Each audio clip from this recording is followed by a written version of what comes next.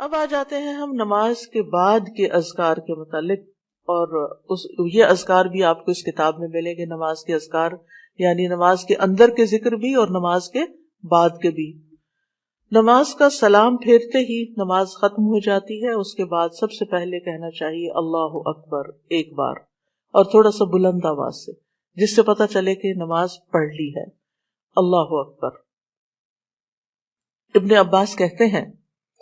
میں نبی صلی اللہ علیہ وسلم کی نماز کے مکمل ہونے کو تکبیر کی وجہ سے سمجھ جاتا تھا، یعنی مثلا کوئی نفل پڑھ رہا ہے تو آپ کو نہیں پتہ چلتا کہ پڑھ چکا یا نہیں، لیکن اگر اس نے بلند آواز سے کہہ دیا اللہ اکبر تو پتہ چل گیا کہ ہاں اس کی نماز مکمل ہو گئی ہے۔ اور اللہ اکبر کہنا، کیوں اللہ اکبر کہیں کہ اللہ ہر چیز سے بڑا؟ آپ دیکھیں ہم نے نماز کا آغاز کس سے کیا تھا؟ اللہ اکبر سے کیا تھا، اور نماز میں کئی بار ہم نے اللہ اکبر کہا، اور اب نماز کے اختتام پر بھی اللہ اکبر، رمضان کے اختتام پر بھی اللہ اکبر، یعنی اللہ کی تکبیر بیان کرنا۔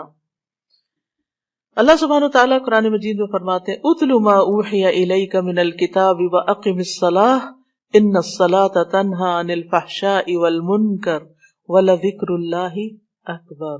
واللہ یعلم ما تصنعون۔ کتاب میں سے جو آپ کی طرف وحی کیا گیا ہے اس کی تلاوت کیجیے اور نماز قائم کیجیے، بے شک نماز بے حیائی اور برائی سے روکتی ہے، اور یقیناً اللہ کا ذکر تو سب سے بڑی چیز ہے، اور اللہ کو معلوم ہے جو کچھ تم کرتے ہو۔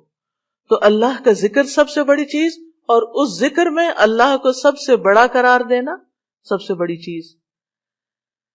اور نبی صلی اللہ علیہ وسلم اور پھر صحابہ کا طریقہ بھی یہی تھا کہ آپ فرض نمازوں کے بعد ذکر کرتے اور آوازیں بلند کرتے، یعنی نماز کے بعد کا ذکر جو ہے اس میں آواز اونچی ہوتی ہے۔ ابن عباس اس بات سے معلوم کر لیتے کہ لوگوں نے سلام پھیر لیا ہے کیونکہ وہ ان کے ذکر کی آواز سنتے تھے، یعنی مطلب یہ ہے کہ نماز کے بعد اللہ اکبر بھی اونچی آواز میں، استغفر اللہ استغفر اللہ استغفر اللہ یہ بھی ذرا اونچی آواز میں، یعنی ایک ہوتا ہے سری ذکر یعنی دل ہی دل میں پکارنا، اور ایک ہوتا ہے جہری جس میں یہ ذکر جو نماز کے بعد ہوتا ہے اس کو تھوڑا اونچی آواز میں کرنا چاہیے۔ اور جس طرح وتر ختم ہونے کے بعد سبحان الملک القدوس سبحان الملک القدوس سبحان الملک القدوس ذرا اونچی آواز میں کہنا چاہیے۔ تو نبی صلی اللہ علیہ وسلم اس ذکر کو ہمیشہ اونچی آواز میں کرتے تھے، ٹھیک ہے، یعنی آپ کی اقتداء، آپ کی پیروی ہر معاملے میں یہ عبادت کے درجات کو بڑھا دیتی ہے۔ اور اس میں ہم یہ بھی دیکھتے ہیں کہ صحابہ کرام جو تھے وہ نبی صلی اللہ علیہ وسلم کی صرف سنت کو نہیں سیرت کو بھی آگے بیان کرتے تھے کہ آپ نے کوئی کام کیا اور کس طریقے سے کیا، مثلا ذکر کیا اور کس طرح کیا، بلند آواز سے کیا یا آہستہ آواز سے کیا، بیٹھ کر کیا یا کھڑے ہو کر کیا۔ اور پھر آپ دیکھیے کہ نماز کے بعد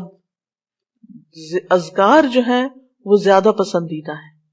یعنی دعاؤں کی نسبت زیادہ اذکار، ٹھیک ہے۔ اور پھر اسی طرح آپ دیکھیے کہ دوسرا